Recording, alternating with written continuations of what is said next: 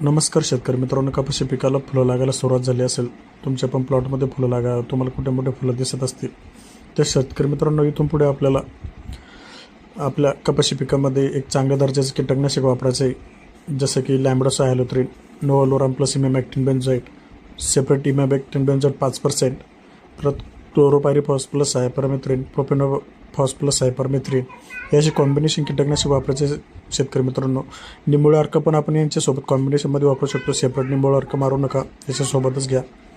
आणि शेतकरी मित्रांनो, आता जे आपल्या कपाशीला फुलं लागायला सुरुवात झालेली आहे, तर कोणताही डोस एक्स्ट्रा देऊ नका. कोणत्याही खताचा डोस एक्स्ट्रा जर दिला तर झाडामध्ये जास्त चेंजेस होऊन फुलगळ, पातेगळ ह्या आपल्याला गोष्टी समस्यांना पुढं सामोरं जावं लागतं. त्यामुळे बॅलन्स न्यूट्रियन्स आपला द्या. कोणते खत जास्त देऊ नका, सगळ्या गोष्टी प्रमाणात द्या. तुम्हाला नक्कीच उत्पन्नात फायदा होईल. जर आपण सगळ्या गोष्टी प्रमाणात दिल्या तर झाड पण आपल्याला योग्य वाढ आणि योग्य संख्या फुल